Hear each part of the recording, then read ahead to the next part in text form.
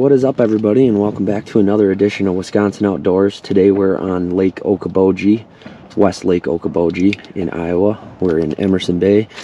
We're sight fishing some big bluegills. Clear water, heavily pressured, big bluegills.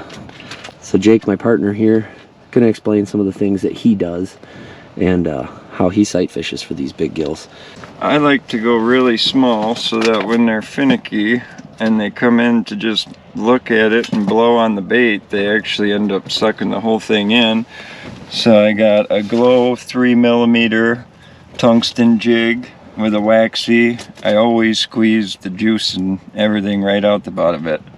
That way it gives it more action and they get to taste it quicker and are more likely to inhale it. And then if they don't like the first offering, I got the second offering, which is pretty much the same thing, just black, just a little tiny black jig With polka dots. with polka dots, which I don't know if that helps or not, but if they eat it, I don't care what it looks like. So it seems like once the sun gets higher out here, the fish get higher and start cruising and get really aggressive. So I'm jigging like 3 feet off the bottom, and I like to jig it really hard and aggressive until I see them come in, and then I kind of watch how they react, which makes me react. If they start backing away and don't want it fast, I'll slow it down just so that it's barely rocking down there. If you guys watch me fish, you see that I do it a little bit differently. I feel like these fish, they can see so far that I don't think you need to jig it as hard. That's my opinion. And you can see Jake's jigging a lot more aggressively when there's not fish, whereas I was jigging a lot less aggressive. He's also using a smaller bait than me. I was using a much larger bait, bigger profile. Yeah, it's 100% what they want. Some of them will come in and inhale it jigging hard right away and go right out the other side of the hole with the bait, and other ones will stay there and stare at it for a couple minutes. Yeah.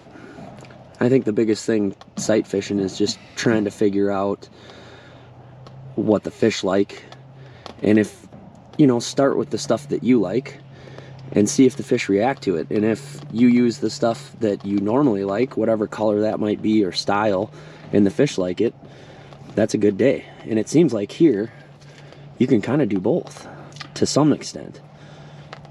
Yeah, the only thing that seems to really be specific is you don't want your bait spinning. Right. And the more action it has naturally, the more natural it looks, the better. And just to show you guys the amount of pressure on these bluegills.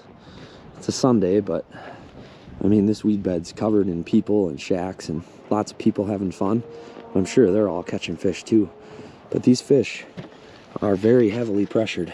There's a lot of nice If you bluegills. haven't ever been here, yeah, you should try I it. highly recommend it. Beauty. I'll let him go so he can make some more big, beautiful babies. To make sure that the bait is nice and flat and straight, or when you drop it down, it's gonna circle and cause line twist, and then the next big one that comes in is gonna laugh at you and swim away. Trying to keep everything looking natural. It's so clear they could probably see from a half-mile away. Yeah. I think some of these fish do come from a long ways. In some cases, they see your bait from maybe 20, 30 feet away. I think that's another thing. Jigging so high helps. They can see it through the weeds or out of the weeds from a further distance. Not a dink. I just love to hear the drag running on bluegills. Yeah, we like them. We'll add them to cart. Perfect keeper size. Perfect eater. And there's nothing better Get that bait ready. than fresh bluegills. Oh, and the knot. Don't forget the knot, because the knot will end up, you want that to sit horizontal as much as you can. Yep. I do the same thing. And the more fish I seem to catch on the waxworm, the more chewed up and more action it's got, and the better they like it. If it's still Yeah, if it's still pliable, send her back down. I think the best waxworms after the first fish. Yeah, For like sure.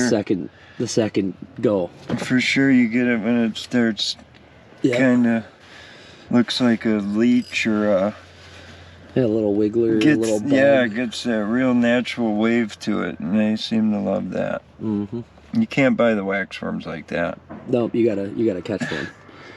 That's why you always catch dinks, right? Just to get your waxworm. Yeah, yep.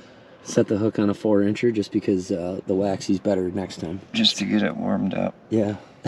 It's one thing we've been doing is these little moves. So right over here is like a area of like 14 feet of water in a circle. And then on the edges, it comes up onto a hump right here. And there's a distinct weed line right where the bucket is. And these fish seem to be moving from out off the edge up onto the weeds and back.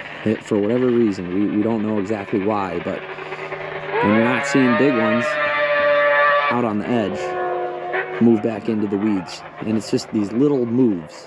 We're only moving 15, 20 feet. Beauty. Yeah. Probably close to 9. I don't know, is it right down on the bottom? Now. I don't know, I don't think that's it. I think it might be bigger than that. Here.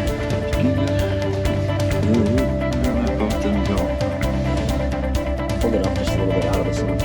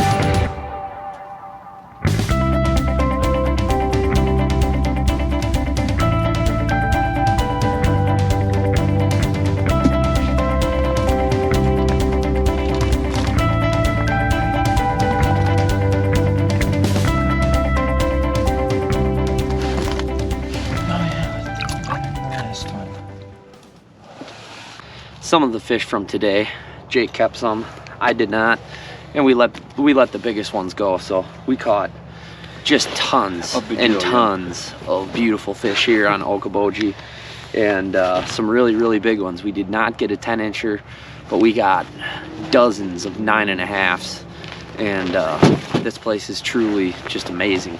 Incredible. It was how many 8-inch bluegills do you think we caught today? At least 50. Yeah, I was gonna say, I mean, you guys didn't even see the half of it. This is the last day. We ended up staying an extra half a day and fishing today, but this is our 4th day, and this lake is truly amazing. Unbelievable. And I would say today was our worst day, right? I think today was my worst day of fishing out here. Yeah. So this lake is unbelievable.